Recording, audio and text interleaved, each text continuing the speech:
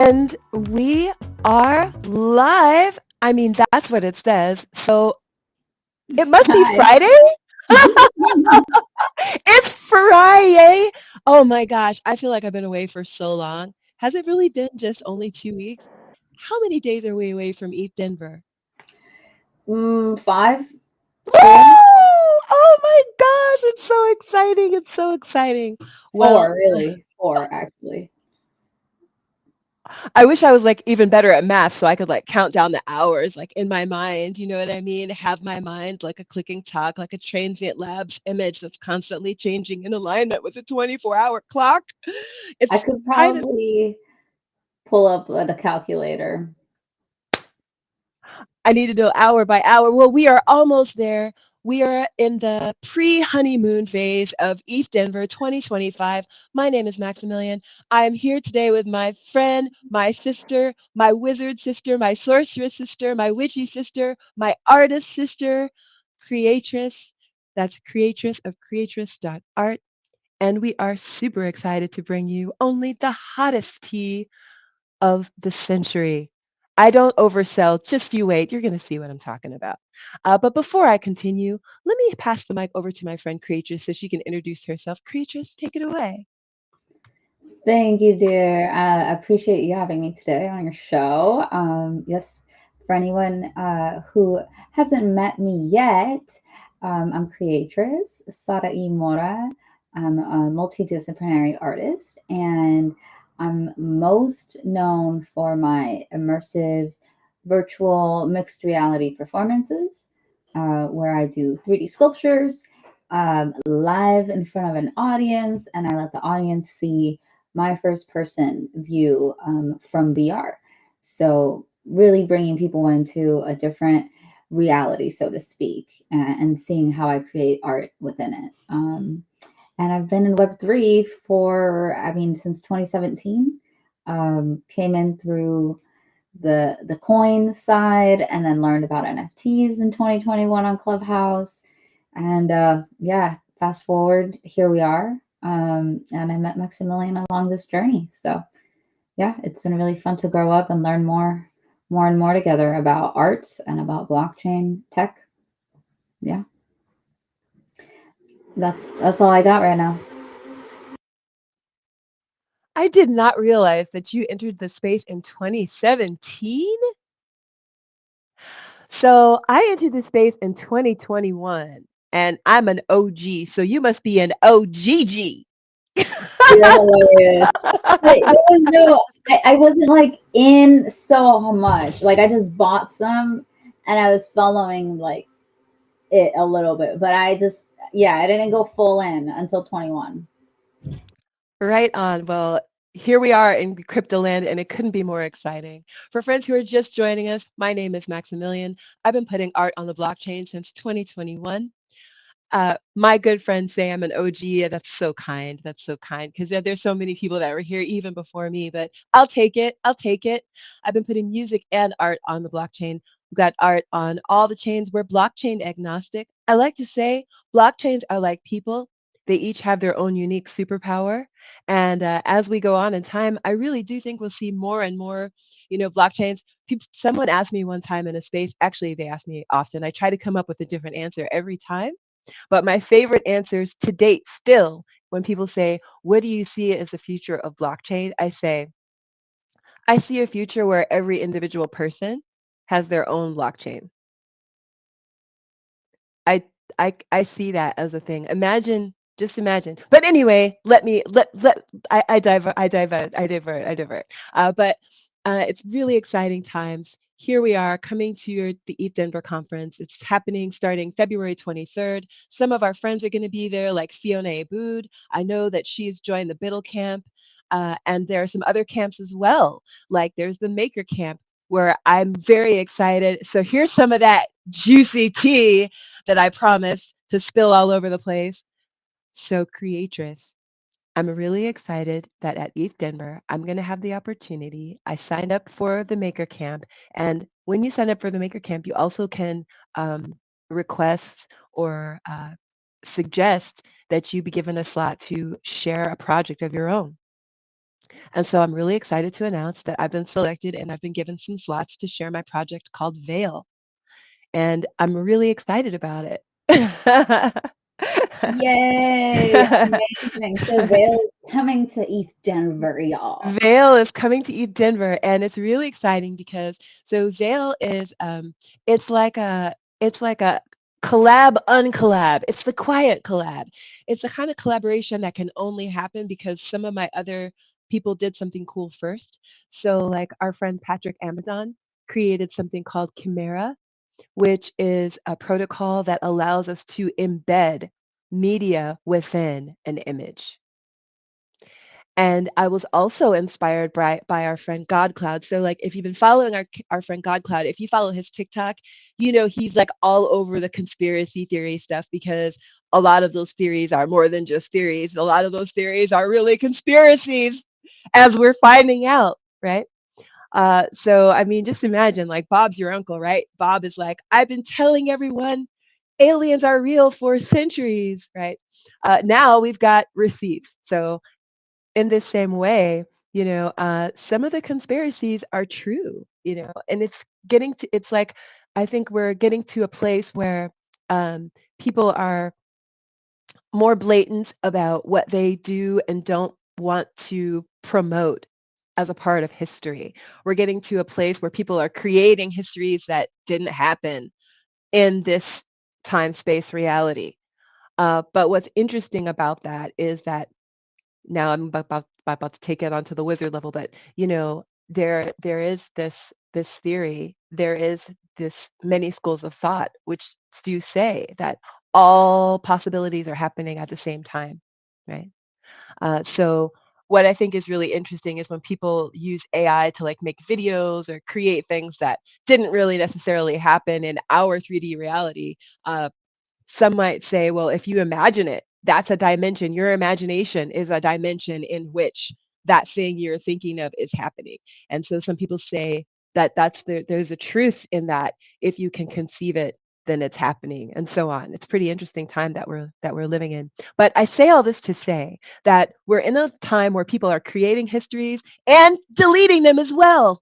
You have people who are, removing from um, memorials, people and places. They're taking down statues, etc. And you know what? Some people might feel like it's time, but for those histories that we do care to preserve, for those books, I mean, think of like all the books that maybe were banned or and could get banned going forward, right? Or think about personal stories, even like media documentaries, films can get banned. Art also can become banned as well. So Right. right now, as humanity, as a culture, we are 100% dependent upon the government to be the maintainers of the culture of humanity. We are depending upon museums to keep all the art safe and air conditioned and to protect it and not let people sneeze on it and throw soup on it and stuff. They're not doing a great job sometimes, but they try, right? But what if they decide to stop doing that, right? I'm saying maybe it's time for the privatization of the preservation of human treasures, art, books, literature, media, this podcast, radio shows. Yes, it's true. People and ideas do change over time. And this is part of like our growth as a people, as a civilization. It's important to be able to look back to attitudes, like old attitudes, right? Look back to like the 1950s or the 1700s or the 1800s or whatever, when things are documented, the newspapers, the articles of the day, the lifestyle magazines, the personal journals, all of these things, they speak to the culture, the zeitgeist of that moment.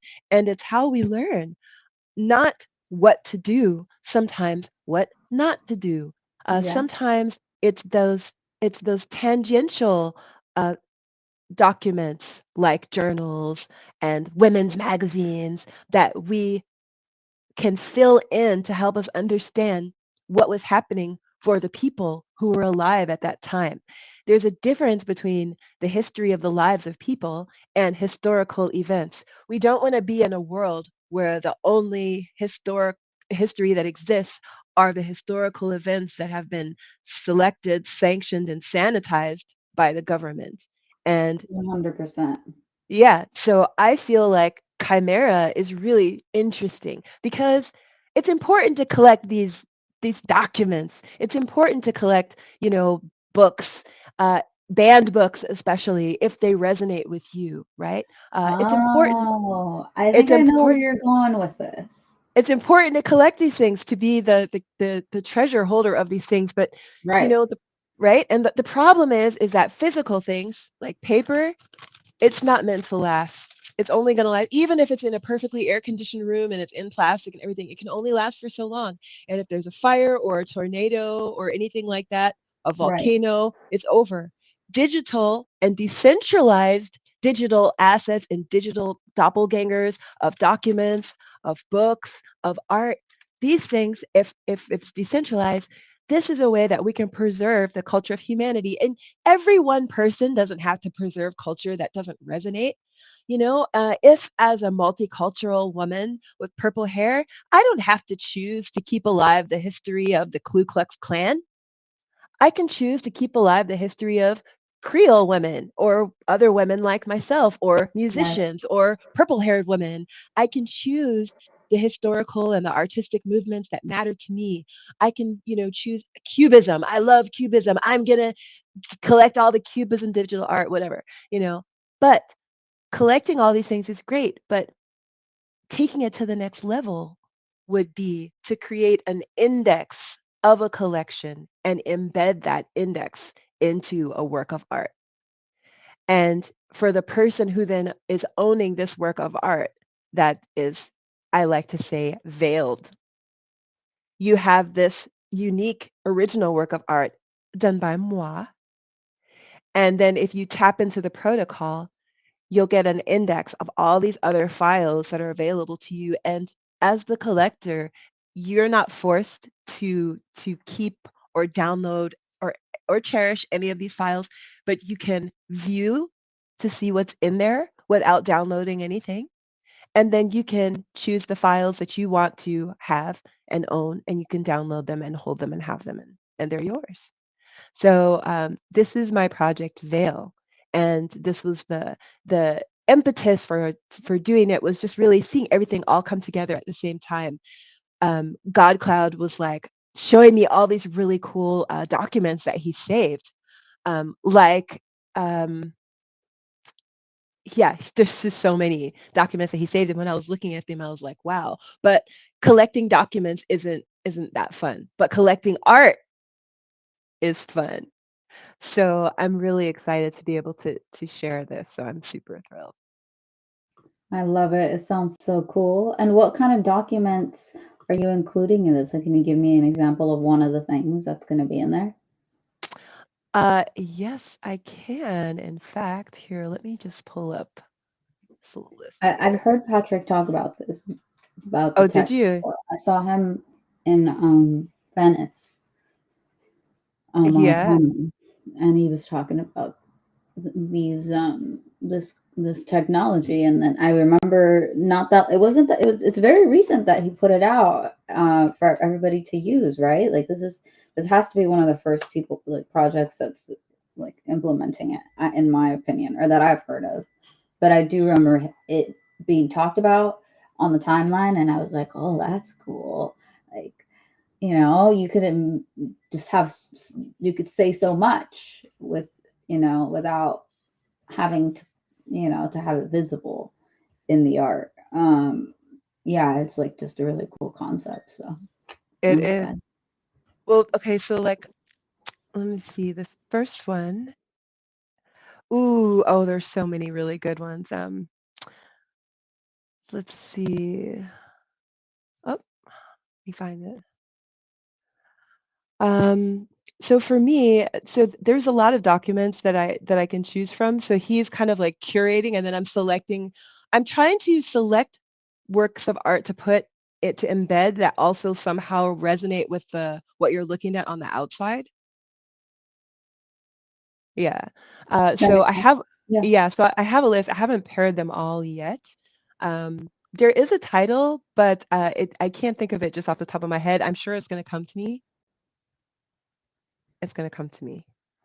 It's all good. I'm just, I'm curious, George. So I always like, I Yeah, want to know. yeah, I want to know what's in the hidden file. yeah. Well, that's kind of part of the thrill as well. Like you collect the artwork and then you get to see what's inside. Got it. Got it. Yes, I Yeah. But see. I mean, like, what we're talking like only grails and I try to keep it interesting. So um, you know, yeah. But I better not try to give any too much away right now. Okay, okay. No, that's cool. Well, I appreciate what you did share, and that's very cool. And Yeah. congratulations on having it, part of the East Denver, programming. I'm Thank you. excited to see that be unveiled. I'm excited too. And so the reason why I bring it up is not only because I get to speak about Veil at East Denver, but because Imaginarium is the art that I am showing in the main room on opening night. And Imaginarium, one of the Imaginarium pieces will be Veil. So I create all these different collections, Nice. whether it's a Scelavaggio piece or a Pepavaggio piece or an Imaginarium piece. Something from all of my collections will be in the Veil collection. So Veil is like a collection within collections. So if you like Pepe, you can find the veiled Pepes. If you like the skulls I make, you can find some veiled skulls. So I'm doing the very first veiled piece will be an Imaginarium piece with the beautiful animal. So Got it. And then other collections will be brought in periodically. I see. yeah, yeah, I'm very Very excited. So I'm trying to right now decide and make a curation, something that has to do with like maybe mystery or the sea or some type of fantasy, um, something that's related to it. cool. Okay. Yeah. Okay. I'm excited to Hmm. see what you decide. There's a lot Yeah. there. There's a lot of directions you could take that. Thinking mermaids already, but Yeah, 100%. So I'm super excited about the opening night, and I'm very excited about our performance. I say our, I will be making videos of the performance. So uh, I'll be getting some footage of Denise as well as she's capturing you. So it's going to be like very meta. But tell us about the yes. performance, Creatures. Oh, it's gonna be so meta. I'll be wearing the Meta Quest Pro headset. Funny enough, we're not sponsored by Meta, but we're not opposed to it. Um, it just has been the headset that I use. It's been the best one so far. I will say I would be open to using the Apple Vision headset, but it does not have Gravity Sketch yet. There's no app. The app hasn't Uh, been like released. It's apparently they're working on it. So otherwise, I would be happily over there because that's the program that I like to use, usually the operating system. But anyway, I digress. The performance will be mixed reality. I'll be sculpting as I usually do in front of a live audience, wearing my headset. And the big difference this time is that I'm collaborating with Miss Maximilian, with Denise. These two women are helping um, with the visuals that will make up the worlds that I'm creating my art in. So when I'm in VR, I'm in a studio. I'm in a 3D studio. Imagine kind of like here, right? I'm in this marble pink room. So Denise and Maximilian helped create these environments that I'll be switching through throughout the performance, and I'll be creating art within each environment. Different art, the 3D sculptures are going to reflect that lighting in the environment. They're also going to be made of the material of some of these same environments. If you've never seen it, you just have to see it because even explaining it sounds kind of like, wait, what? But just trust me. Like, imagine if you could take a picture of a sunset and then with that same picture, kind of wrap your car in that picture, or wrap any sculpture in that same image. It's going to be like that. My sculptures and the material of the sculptures is going to be that same image, that same world that I'm in. And so I can't wait for that, first of all, because the sculpture is going to reflect the environment that it's in. And I think that's very telling of us, humans.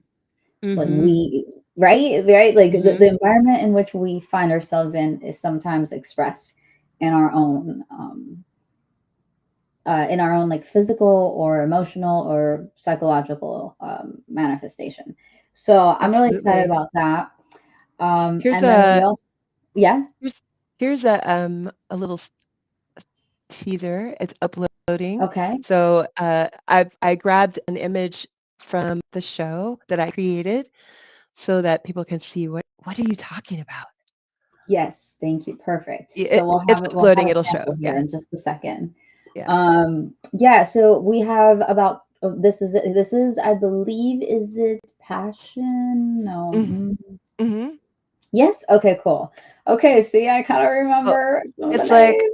oh no, but this is like the one where they're drawn to each other. But it's whatever Attraction. you say, attraction, yeah.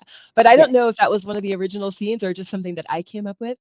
Um, I don't know if you notice, but like in the waves, right in the center, there are two people swimming toward each other. I don't know if you can when you look in your HDRI next time, I know it's like super small here, but when you look in the HDRI, you'll be able to see that there's people in the distance. This is not the upscaled version, but when you see the upscaled version, right in the center, there's two people, and then there's like a wave like this. So there's like a person, and then there's like a wave, and then there's another person. And I feel like that's how it is with people.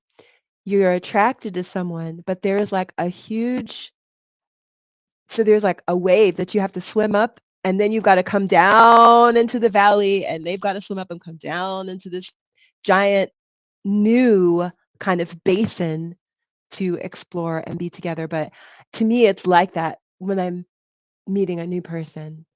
You've got I to like swim that. out. You've I got to like fucking that swim idea. out. You got to swim out, right? And it's the ocean. It's so vast. I mean, have you ever like been in the ocean and looked around and you feel so small? Oh yeah. And I feel like meeting a new person, you know, someone that you like, right? It can feel like jumping in the ocean. You can feel that vastness.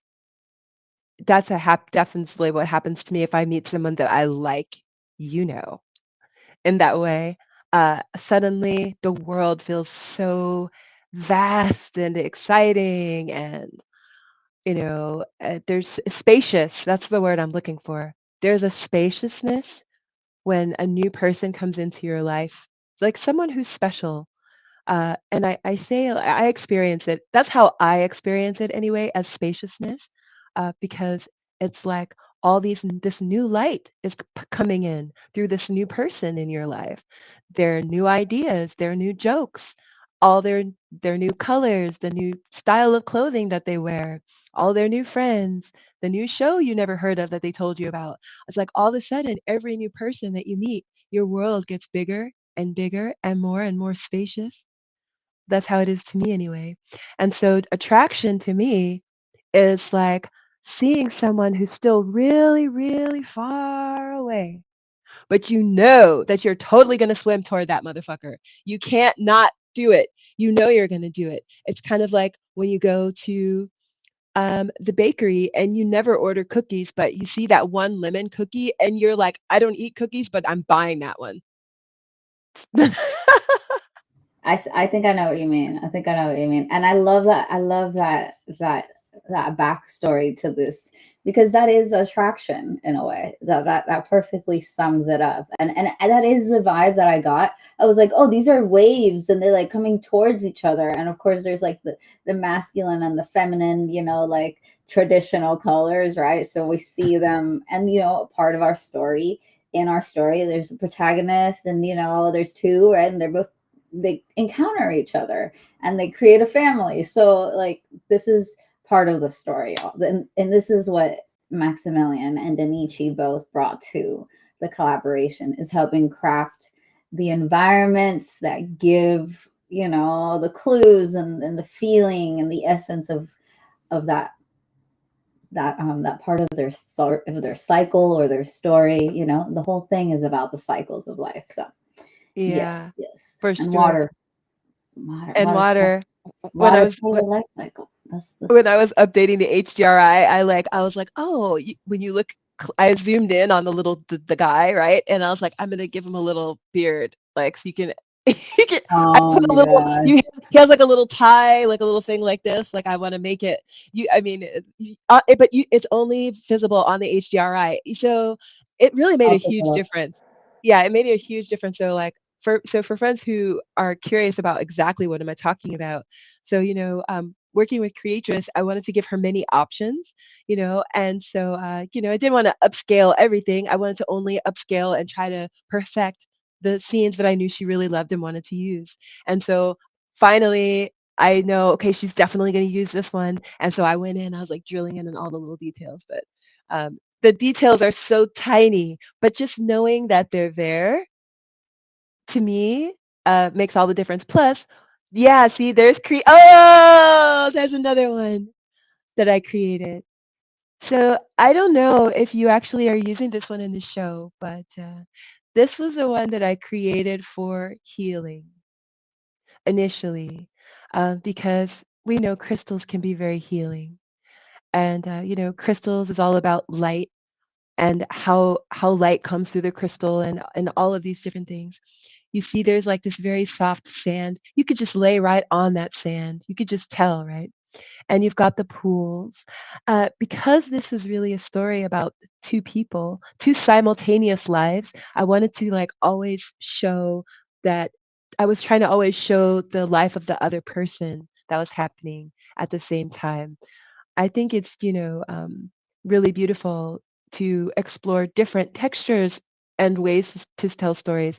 Because there are some slides that the creators didn't choose, or at least that I know so far for this, because I wanted to also explore like what could it look like. So with like I also made it an attraction where it was like outside, there was like a huge a huge shiny ball. You know I love shiny things, right? So there was like a huge shiny ball, and at first it was outside, but there was an indoor space that was outside, but it didn't have any walls. And so I showed this ball that was like just coming on the edges of this indoor space that was outside, right? And that was another way to show like moving from this vast out exterior space, moving to an interior space, moving into an intimate relationship from from being of the world to moving into a more intimate relationship. I love this one. What I'm are you? just flipping through while you're explaining, and no, and that is the whole point, is to go from in and out, right? The micro and the macro. So I'm happy that you brought that up. I think here we have an idea of what a sculpture might look like I was mentioning, Mm. with the textures. So you can see on this one, the pink, that's from one of your HDRIs. Yeah, I'll pull it up right now. I know Yeah. the one. And I think the white here too. And then in the background, you can see that is the black and white HDRI on like on a sphere, on a couple spheres. That same pattern is what's in the background, the 360 environment that this was taken in. So Is this the there's one? just, yeah, I think so. Yeah, that looks like it. Yeah. There's another one too. It could be. Is it this one or is it the one with the white walls and the pink curtains? Yes. Okay, okay, let me pull that one. I was like, okay. See, that is. So we've been having a lot of fun with these. And I'm actually working also on one that has some nounish imagery. So we're going to have one of these scenes will be a tribute to the little nouns. Um, and I'm really excited about that. I think it's going to be a way to bring a little bit of a levity, but you're just gonna have to look out for it because none of these HDRIs are gonna be on screen for very long. We made so many that I'm gonna have to we're gonna flip through them like a flip book in a story. So I'm really excited because the whole performance will be live streamed. So if you miss something, you can watch it over and over, and make sure you catch all the little all the little symbolism that we put in there throughout. Yeah, Yeah. that one. I think that one's the one that's being reflected right here Mm. in the It's lights. interesting. Yeah, there's because I was like, is it this one? Or there was another one also that it could have been. It was fun watching because I'm like watching and I'm saying, which one is she using? So this is Passion. I know this is one that you liked. Yes, That's coming yes, up. yes. And then the thing about the texture is too that you can edit what part of the image is on your sculpture. So I can literally grab it and kind of like move it around so that like the red shows more or like that green part or you know what I'm saying? You can kind of like move it around. It was just wild. And then you can make it reflective or flat or tune like you can play with the way the material also reflects the light, which I think is really cool. That one. This I think this is that's the the one. one. Yeah, because I recognize this part here, the middle. Yeah, It's yeah, on yeah, the yeah. petals here. Mhm. Yeah, this is the so here's a great story. So when Creatress the very first time she was talking to me about possibly collaborating on this, when she was talking to me, it was the womb. She was like, the womb. I was like, I have something for the womb. This is what I was thinking of. It was these textures because I was just exploring, how can I bring my shiny machine aesthetic together with organic, human-like, or I shouldn't say human, but just like kind of organic, fleshy, you know, uh, aesthetic. And so this was what I was working with is these like nodes, bringing together the concept of an organism that is both shiny and slick and robotic, kind of like the parasympathetic nervous system, right? Um, you know, I think it's interesting how there's so many different parts of being a human, right? So like there's all these decisions that we're making all the time, like how to speak, what to say, but at the same time, we have this totally other system that's happening that's making the heart beat, making the lungs, be able to breathe and regulating our heat and body temperature. And so, part of my fascination with machines is because I see humans as organic machines. And so I love to always bring these two things together because I feel like if like when I look, there's so many things I see when I look at machines, I go, oh, that's just a copy. That's a copy of something human. We're copying from nature and the body all the time.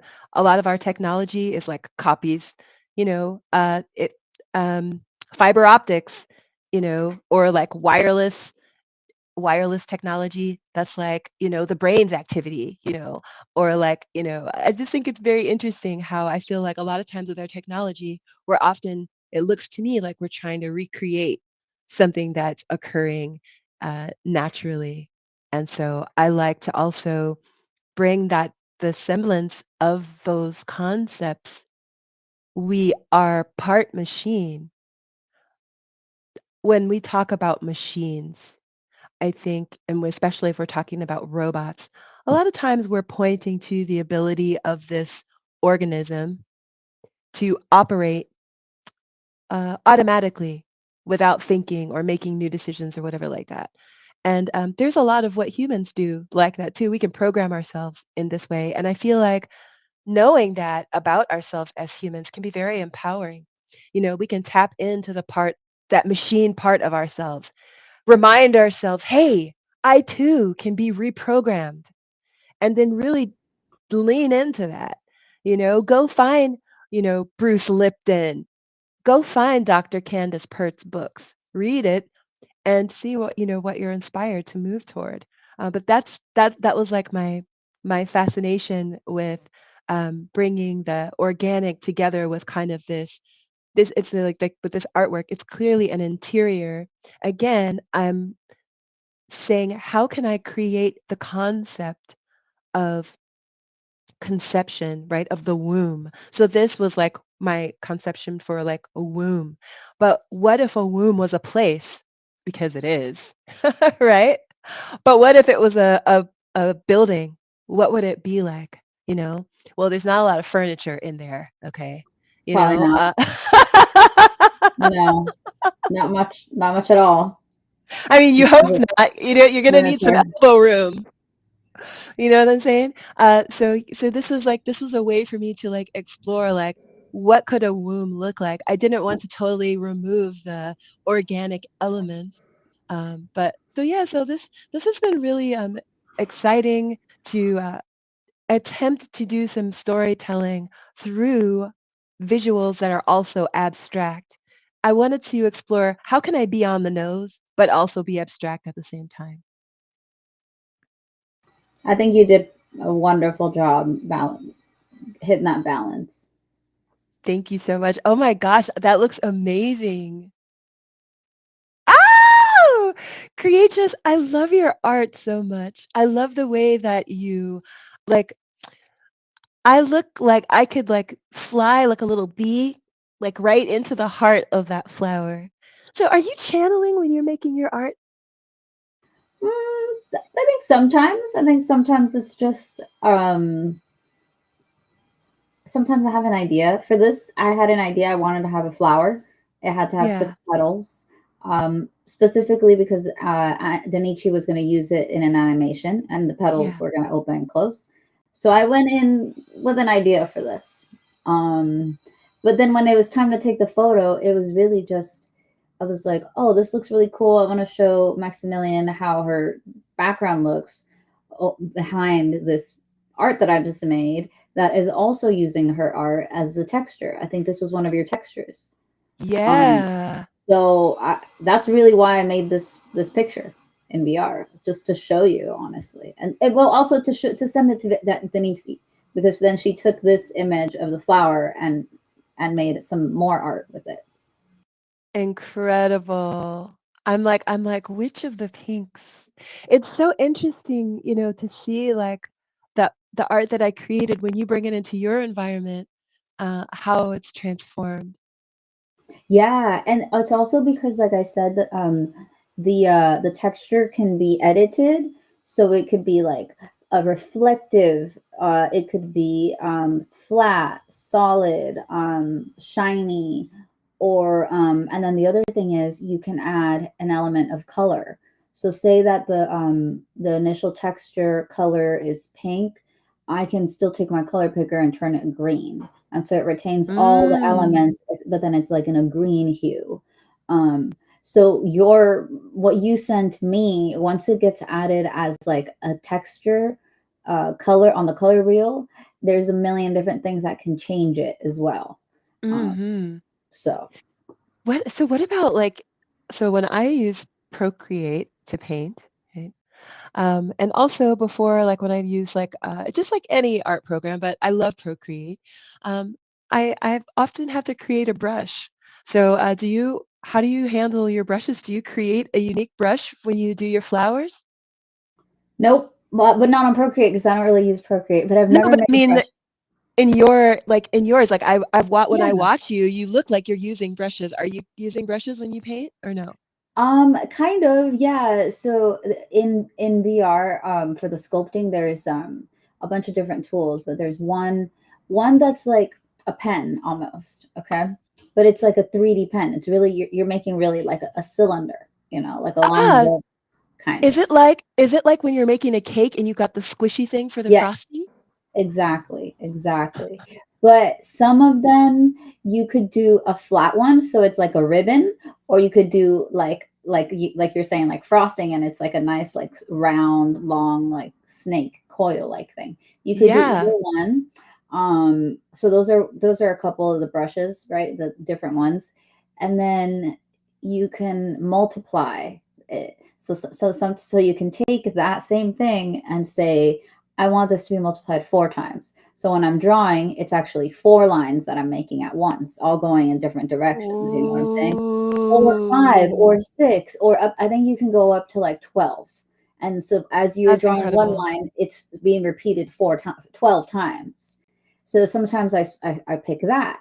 Um, Sometimes It you feels could do, shamanic. It what's feels it that? feels it feels really shamanic. You know, Oh, yeah. when when I'm creating and I do that kind of like any of those kinds of emotions, it gets super shamanic. It's just like it puts me in the zone, and I feel like when I'm doing that, I'm sucked into the channel.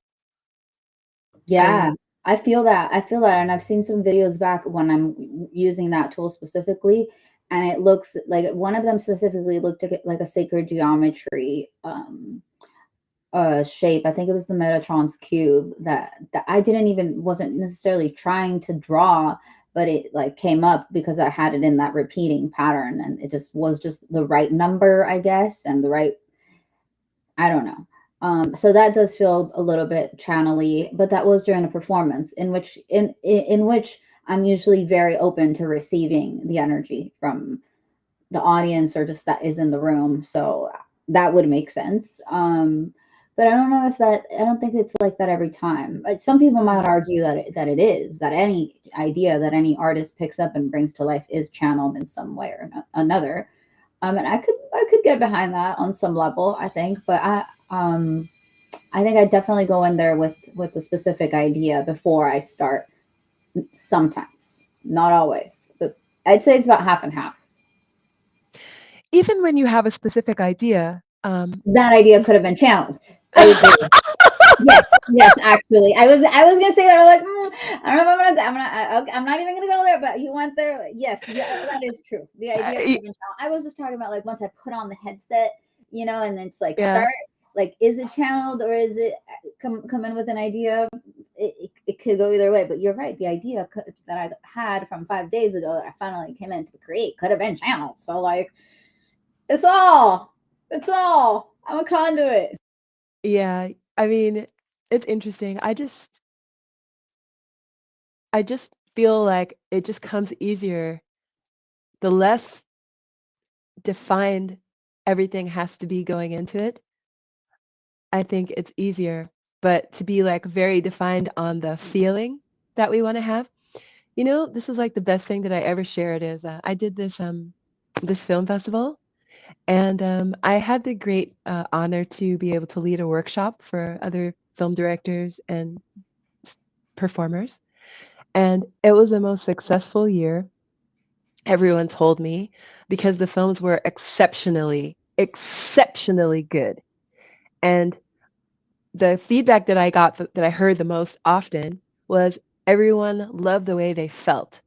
After Oh, every film, people loved the way they felt. Yes. And what's interesting about this is that this film festival took place on an island. So the same people come to the festival every year because they're on a fucking island. Okay. you know? So what was interesting is my workshop, the whole philosophy is this: decide one thing at the outset of your film. How do you want people to feel? That's it. How do you want people to feel? And then work your way from there. But this is the first question and that I asked everyone to answer before. This was like question number one. And some of the answers were really funny because the question was, okay, imagine, and I'm asking you too, creatress, okay? So imagine your performance that's coming up for Lil Eternal Rhythms at Ethereum Denver conference, right?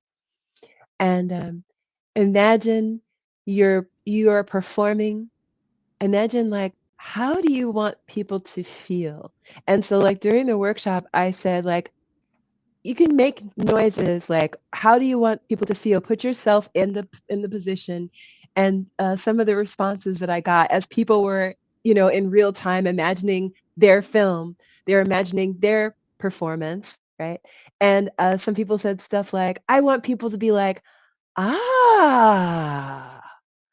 Or somebody said, I want people to be like, ah. It was really interesting because you could get the kind of film that people were making based on the responses. A lot of people were trying to awaken their audience. They wanted to Right. hit them with something impactful.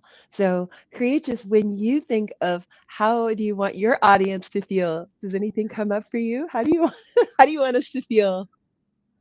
I want people to be like, holy, what the heck? I've never seen anything like this. Like, whoa, like, whoa, or wow, or like, holy crap, or something else like that. Like something to that effect is my hope to elicit from an audience. Yeah. Oh yeah. I It's see you almost like doing it. disbelief, or like confusion almost, like intrigue, Awe, confusion, AWE, awe, awe. awestruck, dumbstruck. I don't know. One of those, like because there are so many elements to the performance that I think it's impossible that anyone else is doing something like it. I mean, like it, sure, but the same, not a chance. So I guess that's really it. It's just the recognition that you haven't seen this before, because there's no way you could have. Never seen before, heard before. That's what we're going Exciting. for. That's what we're going for. Yeah. Well, I can tell you, as a person who's seen a little bit of the show, you nailed it, sis. We got Clay Jean looking like Brad Pitt on the violin. You know, don't tell him I said that. And you know, we got like we got Adibody on the Native American flute, Killing bringing it. those vibes. Like he's like bringing all the ancient ancestors are like floating into the space with all their wisdom coming in. Literally, You know, just like calling them all in with that flute, dude. It let me feels spiritual. I'm just saying. tell you something that happened in rehearsal the other day. So Adibody's playing the flute, and I'm inside. There's no windows open, and I swear to God, a fucking breeze came through. He played the flute, and just this breeze just came through and blew my hair. You're like, whoa, wait, what's going on right now? You're like, It was the magic from Ada's flute. It just made it wow. breathe. Like he's the brother is magic, okay? And like we've got Denise, these incredible that black and white room. I just love it so much. Her It incredible looks clocks, so good. and I'm guessing that she made each of those clocks one by one, probably knowing Yeah, her. the Yeah, clocks are 3D sculptures in themselves. yeah, Yeah, she's incredible. Yeah, you she can is really. she's amazing, and she does all that in Blender. I could not with Blender at all. That's why I do 3D and VR, because the computer controls don't it does not Mm. compute with my brain. I'm like, give me a controller, you know give me a Nintendo controller. Not that I really know my way around that either, but like that's just how I learn. I like having things in my hands. I like the physical part more than anything. Well, it's pretty incredible to see the black and white and then the contrast with your flower. It's amazing. I love the way that her 3D space is like really so spacious, you know. That to me, it's spacious. You can tell spaciousness is definitely a theme for me. Like when I'm looking at things like that spaciousness, it just really um I really literally feel like it opens the channels in my mind. It like widens the channels. I think that's why, I personally love spacious art, so and I love her textures. Do you I'm sh- the sunset is or the sunrise is beautiful too. I feel like I've only seen the sunrise. Is there a sunset? Oh, yeah, there's a sunset. Let me see if I can pull it in and I'll show you. But there's definitely a sunset. Yeah, she's done it all in Blender. So it took a little bit of time to get Yeah, these that's rendered, but yeah, I finally got to see all of them and they look really cool. Okay, here's the sunset. I don't know if it'll let me just display it though, because I have it as an HDR. mm. Let's see if it lets me upload it here as the background. Yeah, yeah, she did really good on all of these. HDR. Maybe no, it doesn't want the HDR for the background. But let me see if I can take at least a nice little screenshot, which will not do it justice. But you guys will just have to come to the performance to see it full throttle. Here we go. Recents desktop. Here we go. All right, so this is the sunset scene.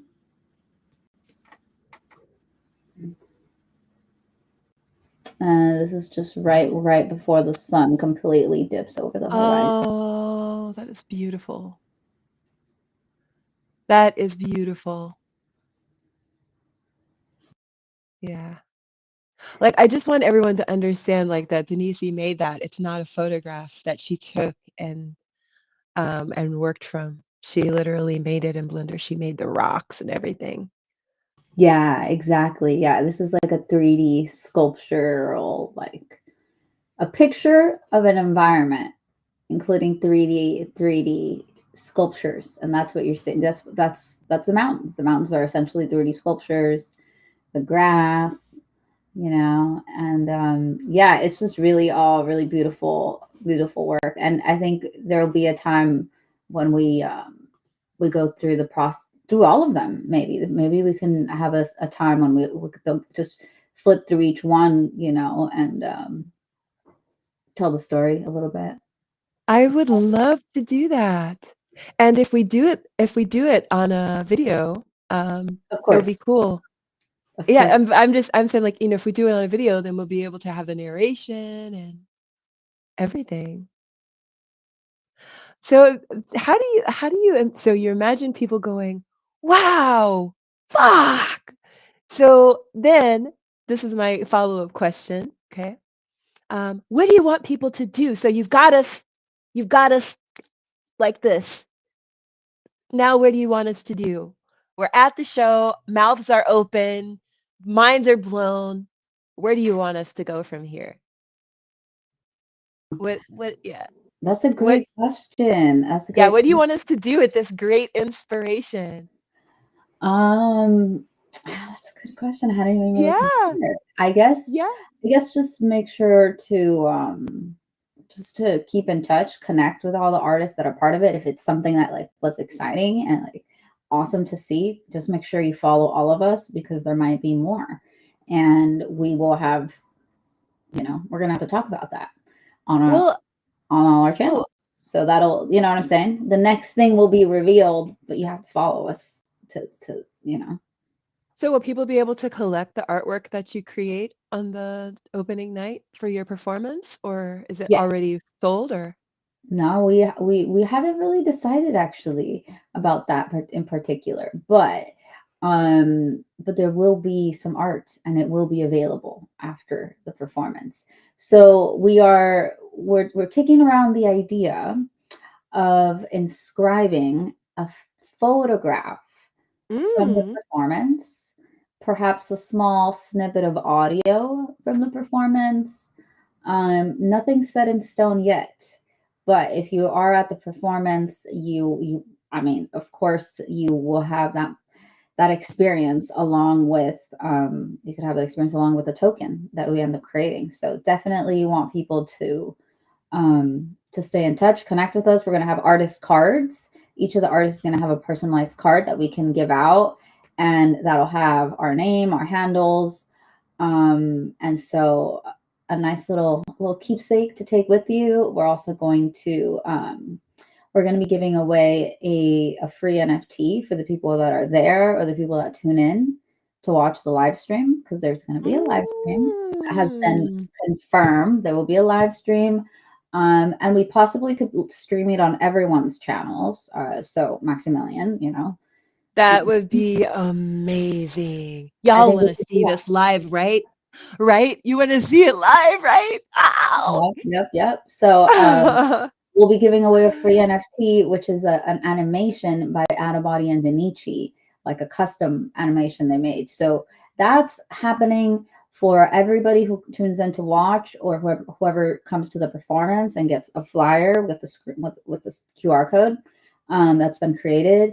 But also, yes, the 3D art that I make is going to be an NFT. And whether that's on Bitcoin or if it's on Ethereum is yet to be determined. Um, but at very least, okay, you guys will get a photograph of the performance. I don't know if Something we'll be like able that, yeah. something to like commemorate the moment in the performance. And it won't be a 3D sculpture because that hasn't really been worked out on ordinals completely yet. Maybe by the time I'm done, I will have met someone who can display a 3D GLB on ordinals nicely and not for $1 million.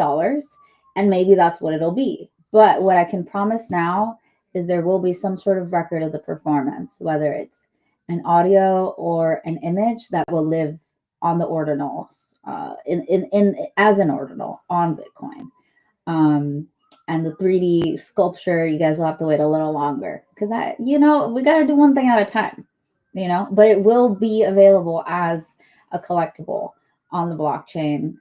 You just got to wait a little longer for the 3D sculpture. What matters to me more is to immortalize the performance and like as many of our collaborators in that image as possible.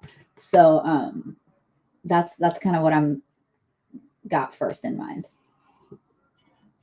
I love it. I love it. Well, I feel like when you go to see a performance, well, for I'll just speak for myself. When I go to see a performance, I want to keep it alive as long as possible if I enjoyed it. And so I'm looking for something I can take home, and I'm looking for something that I can recall. I want to play it again, Sam. You know what I'm saying? I want to hear the song again. So let's talk about the music. What about the music from Lil Eternal Rhythms? Where does this music come from? So the music is coming primarily from Out of Body. He is the musical genius behind the audio component to the performance. And so he literally mastered a whole 20-minute soundtrack for the performance. It's actually a couple different tracks that he created, all blend together really beautifully. It's got nature sounds like birds and water, a heartbeat. There's drums, there's some piano, there's of course this flute, and of course there's going to be violin, and there will also be narration in the soundtrack. So it's a full 20-minute, just the audio experience in itself is amazing already. But on top of that, we're going to have live violin and live flute during the actual performance. So the sound, the audio is just going to be amazing. Absolutely. It is literally like nothing I've ever seen before. And I love watching Ada. I love watching Clejon. I love watching you. So I love watching the screen as well. It's like I'm constantly like kind of looking around. It's just really like when Yeah. Creatress and I were talking, so like Eternal Rhythms. That's like the name of our band. And it's because it's just like when I go see your favorite band. It's like you're watching the drummer, and then you're watching the bass player, and then you're watching the singer, and you're watching the drummer again, and it's just everyone is contributing like this massive amount of energy. And another thing I love is I love watching the people play off each other, so that'd be really fun and to see Ada and Clejon to play off each other as well. So I Oh know it's yeah. Yeah, that element. So, yeah, exciting times, very exciting. And I know like every performance is different because there are different limitations for every venue. Uh, Ad has a lot of equipment that he could bring. So, in theory, every performance could sound completely different and be a unique experience. You know, I'm not bringing my drums, you know what I'm saying? But I mean, there could, there's just no limit to what's possible with this performance with so much talent. Oh yeah, 100%. I think, and that's what I like about it. And I didn't even mention, but like we are going to perform a couple different times. And you're right. Ada said he has different sounds. He has like preset on his soundboard, so he can like in the moment, like you're saying. So every performance will be different, just by the nature of even experience. The first time we perform together, we're gonna learn a bunch about how to like all like work and communicate and connect on stage. In real time. And then the second time is going to be totally different because we will have learned so much from the first one. So even if this, not even just the sounds, but just everything all together, I think the energy will be better each time. And yeah, I didn't even think of it as a band, but it's really fun to think about it like that. Like the name of our band. Like I remember the last time I felt like this was New York last year with Eunice and Crooks, and it was Yeah, I it like felt, that I was like, oh band. my God, I'm in a girl band and this is the best thing ever. And we only Yeah, performed once together, which is, like I wish we could have done more, but like, oh my God, that felt so fun. And so yeah, thinking of us as a band is really fun too. Because I've never been, well, actually I was an orchestra now that I think about it. So that's I'm not a getting band. these No, feels. It's not a orchestra band. is no, it's not because you have a conductor and the conductor is in charge. Yeah, that's true. That's true. That's more like That's the closest when thing you're I've in been in. orchestra. Oh, because I'm like when you're in orchestra, that's more like being in the military. There's a boss and everyone knows who it is. Get over there with the brass. Brass is over there. Over there, brass is over there. First chair, get up. Second chair, Yeah, sit down. Anyway, no, yeah, it's just the closest thing I've been in. But yeah, no, it's really fun to think about it that way. And Little Eternal Rhythms. It really, we called it that because that's just the name of the show, the name of the story. This particular experience that we're creating. So we didn't really give it the name to like be a band and become a band. But like for this week, perhaps yes, we're the Lowell Turner Rhythms for purposes of this week of East Denver. And if it works out really well and we work as a band, then maybe we'll continue being the Lowell Turner Rhythms. But I think at that point we might have to just like revisit the eternal name. rhythms. Eternal rhythms. Yeah, because Right. Right. none of us is Lil. Well, me, We're I'm only Lil nouns. We're Lil physically, nouns. We're only physically, we're Lil nouns, but we're yeah. but we're not Lil. Yeah. Well, I am physically pretty little, but energetically speaking, no. But you know what I mean. So yeah, we'll have to revisit the name, but for now, we'll go with it. For now, we'll go with it, and we'll revisit. We'll see if we extend the contract.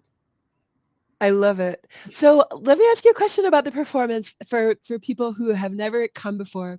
How do you feel about people taking out their phones and stuff? Because every performer has their own like feelings about this. So like when I went to a show and there was the artist and everyone was like so excited because she's a legend. And she spent a long time yelling at everyone to put their phones away. A lot of people were not listening. But some performers, they feel like when your phone is out, you're making content and you're not being present to the experience. And and so I'm just curious, how do you feel about that? When people take out their phone, are you like, yeah, I got him? Or when people take out their phone, are you like, oh no, put it away?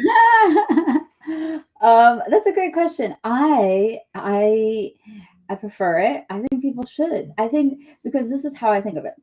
As as a person, as an artist, when I'm out in the world or I'm out at a show, I don't take out my phone for everything. I take it out when I see something really cool that I want to remember or that I want to capture and show someone else sometime.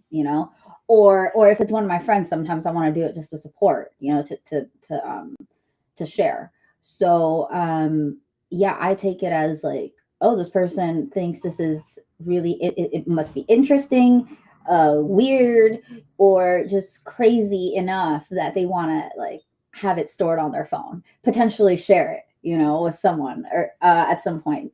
So I'm happy when people do that.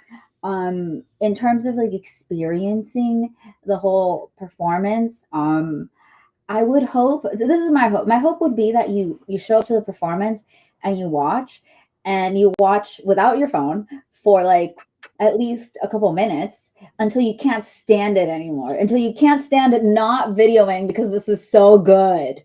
Okay? That's and that's really it. As long as you spend at least a little bit of time seeing it through your eyes, I don't mind if at some point you take out your phone and just see it through your phone for a little while, but just make sure you like, the ideal situation would be watch with your eyes first, and then when it gets to a point where you're like, this is so good, I need to record, and then record it. Or live stream. Like if you're watching this and you're like, oh, I wonder if she minds me live. Yeah, live stream it from your place, please. Like, I don't know all your audience. And that's really the game with art, is just reaching more eyes. So please go for it, y'all. Don't. I will never tell people to put their phones away, unless maybe like if I do a performance in a movie theater or something, and at that point it might be like, all right, Mm. try to just video in the first 10 minutes, and then put away so people can really like get in, But that's the only real time, I think. Otherwise, like, that's just how we communicate. That's how we record our lives. It's interesting about that, because it's definitely like the culture, pulling out your phone. I definitely understand what you're saying. That's like, you got them, got them. If they take out their phone, got them, right? um, but hmm, I think the environment does matter a lot. One thing I notice is like when people are standing up and they're got their phone way up like this, and like they're literally putting their phone, but the person behind them, now your phone is in their face. Oh yeah, for sure. Have to be aware. You have to be aware of the people around you too, for sure. I think that's important. Yeah, for sure. I think, but I love your idea of giving people like a photo op, you know. One thing that I love to do for my performances is I let people know when the photo op is going to be, right? This is and Mm, right, and yeah. this comes from me having conversations just like this with you, and I mean, like, creatures.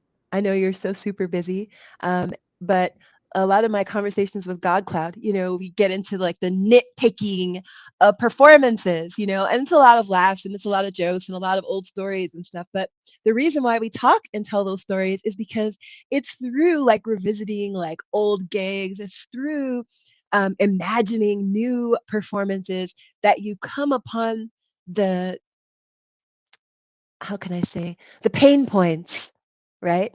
And when you're not in the pain point, it's like the best time to come up with a solution, right? And so this was one of the solutions that I came up with looking to massage a pain point is at the very top of the performance, like when I introduce myself, and I say, hey, I just want everyone to know, there's going to be a part in the last song I play, and it's going to be a great time for a photo op. I promise you'll know exactly when it's going to be, oh, whatever, whatever. And if you let people know when it's coming, and because maybe you have a special HDRI that's going to be showing when it's time for everyone to take the photo, right? Yeah. Yeah, yeah, And yeah. it's like, I don't do this because I'm trying to be bossy. People are going to take out their phone whenever the fuck they want. I know that. Right. You know, I don't like to be told what to do either. Okay. Um, but but I also have an opportunity to make it extra cool for them. So if Yeah. I plan ahead of time, okay, I know people want to take photos. Let me make sure that I set the stage for them to get a really good one. I'm going to stand in just this way, and I'm going to do a pose. I'm going to do such and such. So, I yeah. like that So idea. Yes, yeah, yes. 100%. So everybody, when you come to Eve Denver and you are at the opening night party hosted by Nolcha, sponsored and you're seeing Little Eternal Rhythms, sponsored by Nouns, sponsored in part by Third Planet Studio, sponsored in part by One Love Dow. When you're at the show and you see Creatress on the stage and you see Adibody with the Native American flute, you see Clayjon on the, it's not Brad Pitt, it's Clayjon, the trap violinist. When you see him playing the violin, take out those phones, go ahead and capture that video. And just know that that's what it's all about for us. We're loving it, and we're loving that you're loving it. And if you can get some amazing shots of Creatress's screen, also, it's really interesting because, like, Creatress is one, you're watching her, but you can also watch what she's watching. And so there's so much to capture. And so I hope that when you come to the show, you will definitely like enjoy it. I'm looking forward to hearing like what parts you enjoy the most and let us know. Hopefully, you won't let us know during the performance, but maybe you'll let us know what parts you'd like to see more of, or if there's something that you particularly love. We want to know. So I know, Creatress, you have a lot of creating to do, and you got to skedaddle and skibbity. But if there's anything, if there's anything you want to shout out or say before you take off, holler at us. Yeah, no, I mean, thank you so much for having me. I do want to give a shout out. I have a drop that's ongoing right now. So just do a quick shout out. Let me change my background. Um, this is a group drop I'm part of through the One Love DAO, which Maximilian just mentioned. Um, it's called Agape, and it's all about agape love. So the type of love that is motherly or brotherly, or just the platonic caring for each other love. That's essentially what we all created art to embody. So there is 20 artworks in each token. So you buy one token, you get all 20 artworks in the collection, and there's only 14 tokens total. This is a new, really cool token by Transient Labs, ERC 7160. And yeah, I just wanted to give a shout out to the One Love DAO and Jenny Pepin, who is the leader. She's created many opportunities for the DAO, and this is her curation, and it's been Yeah. done beautifully. So yeah, that's all I've got. And of course, also shout out to my down below. You can see the Sacred Geo Machines, which is my Ordinals open edition. That's going on right now. And it was funny because you mentioned humans being like, you know, what was it? Biological Organic, machines, organic machines. organic machines, and that's Mhm. kind of the idea with this, what the Get title. out! Get Yeah. out of here! Sacred geo machines, because I was seeing sacred geometry, but then also like geometric machines in a way. I don't know. I don't know how I thought of this, but that, yeah. So when you were mentioning about that and humans being like machines, I was like, yeah, we're like, Yeah, um, we like are. We're biological. squishy machines. We're squishy machines. We're Mhm. squishy, juicy, slippery Very well oiled. machines. Yes. Yeah. Yeah. And I just wanted to highlight something that I think is really cool. Shout out to Big Comic. Big Comic has done something really cool with the Oh Agape yeah. drop too. So, Hmm. do you want to mention? Yeah, so Big Comic Art heard about Agape happening from Jennifer. She told him all about it, and he loved the concept, and he said he would love to join and be part of it. So he offered one of his most iconic artworks, and it was part of the exhibition.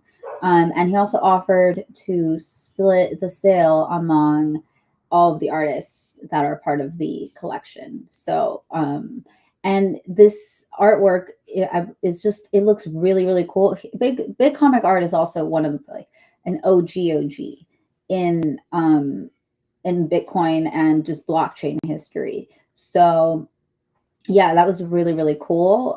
That made the whole thing even more iconic.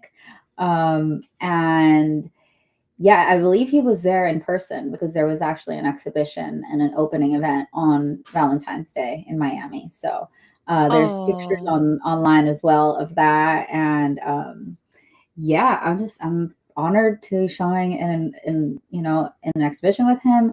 I got to meet him thanks to you, Maximilian. You introduced us at people's party, so it was like kind of full circle. I was like, wait, big shot. I'm like, I have a picture of him with his art and like his, you that's know, right. he had art in a That's right. suitcase that he showed people. Yeah, That's so it right. was, yeah, it was really cool that he did this. Y- Yeah, it was my great pleasure to introduce big comic art to people. I mean, like that's like my life flex. I got to introduce this one favorite artist friend to another person who I think is amazing. But it was really fun to see him share his art. And big comic art is also my collector as well.